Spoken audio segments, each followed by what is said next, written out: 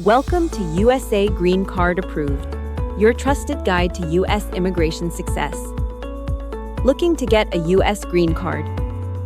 Whether you're applying through family, work, as an international student, a religious worker, or as a victim of abuse under VAWA, we share clear information, real stories, and step-by-step help made for you.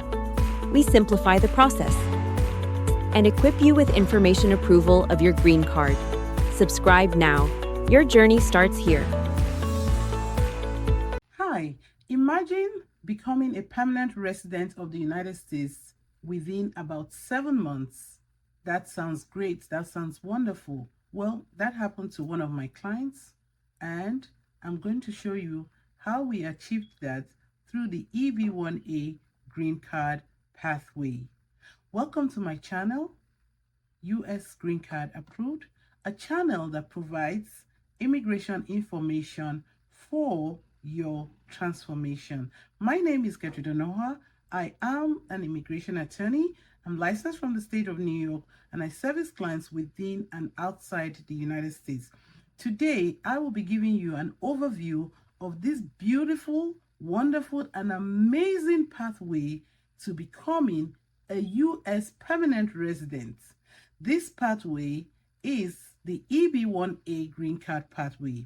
Guys, this pathway is very appropriate for professors, researchers, international students, professionals who seek to become permanent residents of the United States. Now, what is this EB-1A green card pathway? Well, the EB-1A green card pathway is for persons with extraordinary ability. These are individuals who have extraordinary ability in science, in arts, in education, in business, or athletics. And this achievement or their ability has been demonstrated through national or international acclaim. They've been recognized in their fields.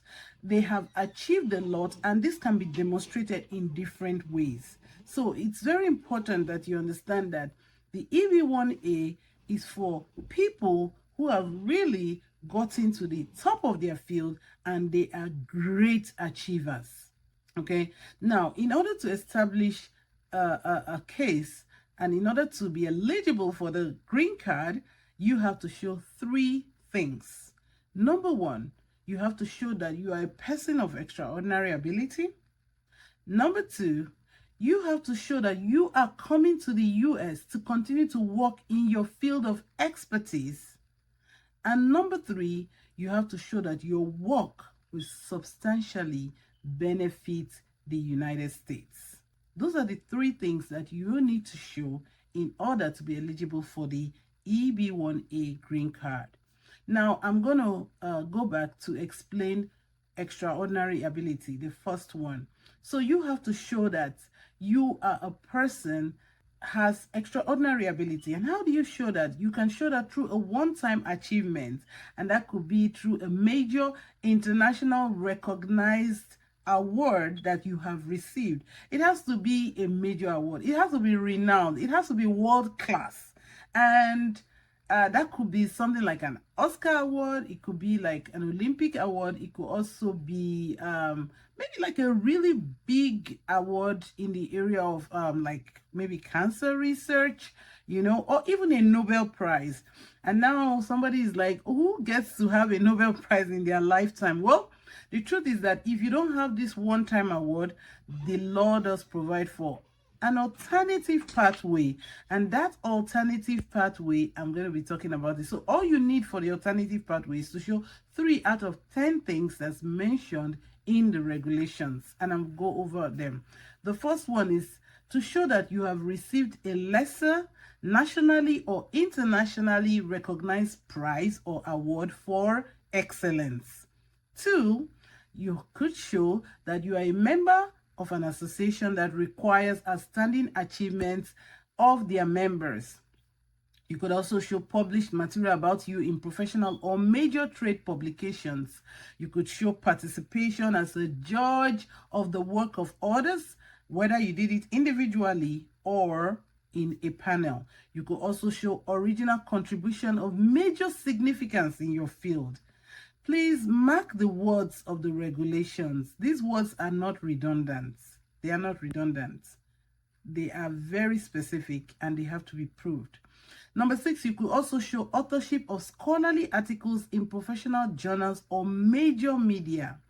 Number 7, you could show that your work has been displayed in artistic exhibitions or showcase.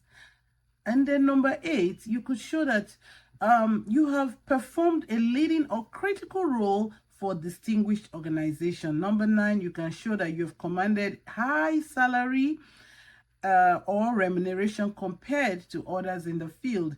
And number 10, you could also show commercial success in the performing arts. So once you show 3 out of this criteria, that's thumbs up, but that's not the end of the story for the first rung.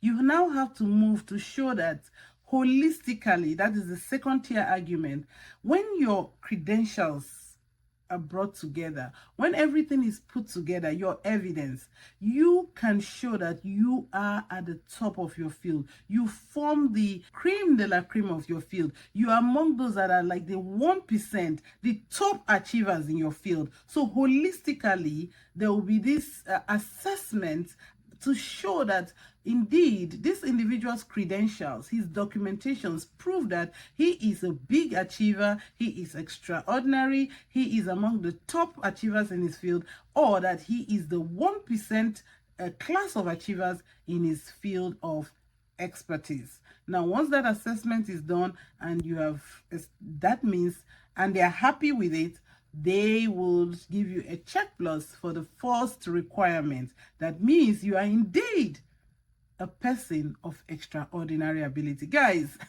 this is the elephant in the room. If you get through this, the remaining one will just not be as difficult. Now, the second thing you have to show is that you are coming to continue your work here in your field of expertise. That means you're coming to the United States to continue your work. You have to show them. And there are many ways you can show that. You have to show your intent, show what you've been doing before, and how you intend to continue that work. You see, the point is this. The reason why you're getting the green card, right, is because you are extraordinary. And they want you to extrapolate your extraordinary ability and bring it to the United States so that it can benefit the United States. And that brings me to my third point. Your work will substantially benefit the United States. And that is where understanding of your proposed endeavor comes in. Because essentially, as a professional, as an expert, right, at the top of your field, you are trying to establish that you would come here to benefit the United States. So you have to show that your work is going to benefit the United States. After all, that's why you're getting the green card. You're getting the green card based on your credentials. You are leveraging your credentials. So you're not just getting the green card and then you're going to sit down in your house, right? You're going to get that green card. You're going to continue in your field of endeavor and you will show that you can benefit the U.S. So you're going to benefit the U.S. whether it's in the arts, in the science, in athletics, or even in education, or whatever your field of endeavor is. Now, if you can show these 3 things, which I repeat, extraordinary ability, intention to continue your work here in the United States, and your work will continue to will substantially benefit the United States, then your case most likely will be approved. Now, if your case is not approved, you may get what is called a request for evidence.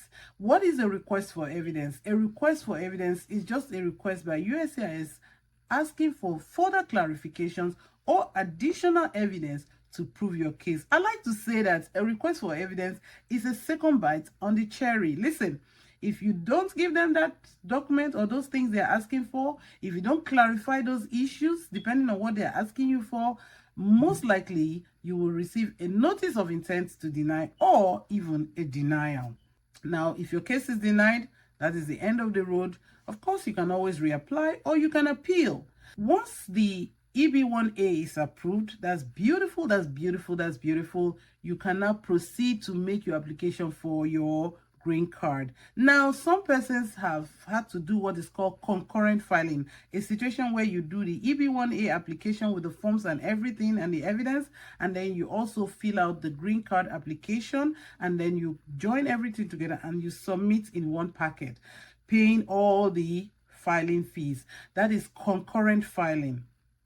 Now, the thing with concurrent filing is the government is still going to analyze your EB-1 application first before the green card application. Okay, and if the EB-1A application fails, it means the green card application will fail. And for this reason, some persons prefer to do the EB-1A application separately. When they get the approval, then they now proceed to file for the green card. But keep in mind that there are different scenarios, different issues going on for different people.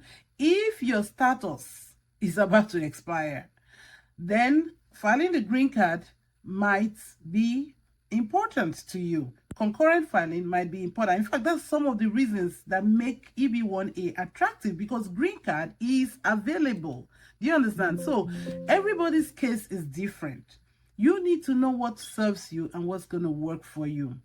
Okay, so if you are thinking of this process, it's a very document intensive process. You want to call your lawyer's office, or you want to give us a call to see if you meet the requirements and if you qualify for the eligibility of this pathway. Guys, this pathway is a very wonderful pathway. We used it for a material science engineer, and within about 7 months plus, he got his green card. We were able to give him the green card in his hands.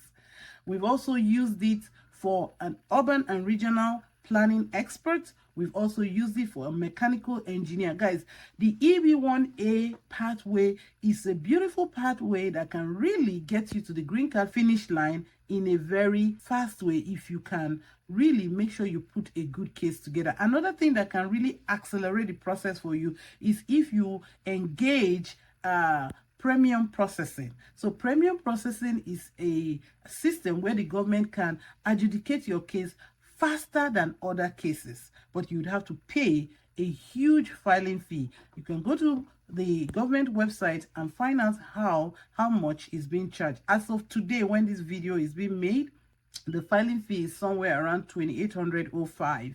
But of course, that could change. So before you make your application, you definitely want to always check with the USCIS website to know what the filing fees is. But that could really push your application faster and get, that approval that you are looking for. But keep in mind that premium processing does not equate to an approval. Please, premium processing does not equate to an approval. It only means that your case will be adjudicated faster. That's what it means. But if indeed you get an approval using premium processing, it really puts you in a very good position with regards to getting your green card within a very short period of time. Now, like the last case I talked about where we got the green card for like around 7 months plus, we didn't even use premium processing. It just went through the normal processing. So guys, today you have learned something wonderful that can really change your life forever and give you that security that you need here in the United States. Guys, if you have any question or you are confused, feel free to go to my website, schedule a consultation, go-attorney.com. We will be able to sit down with you. We'll be able to analyze your evidence. We'll be able to tell you if you indeed qualify for this process. Thank you very much for listening. If you have any question, feel free to, reach out. And if you think you are confused about any of the requirements, feel free to make a comment, ask a question. I promise you, I will answer your questions. Until we meet again, make sure you subscribe, stay blessed, and have a wonderful rest of your day.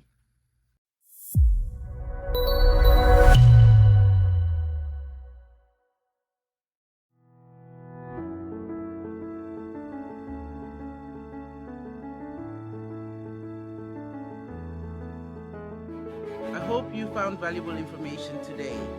At the Law Office of Gertrude Oniwalha, We are committed to providing you with clear, useful information to help you on your immigration journey. But don't just take our word for it. Here's what some of our clients say. It was a great experience working with the law office of Gertrude Onuoha. She supported me all through my journey of getting my green card and was available to answer my questions. I will surely recommend her. I had the privilege of working with the law office of Gertrude Onuoha for my National Interest Waiver Program, and I can't express enough gratitude for her exceptional services. Thanks to her expertise, dedication, and strategic guidance, my NIW was approved smoothly and efficiently. I highly recommend her. I attended a Zoom conference hosted by attorney Gertrude Onuoha by chance. After hearing her detailed explanations and client testimonials, I consulted with her. Despite my uncommon research field, she and her team took the time to understand every detail. Thanks to their professionalism and thorough work, my EB-1A application was successful. I highly recommend their services.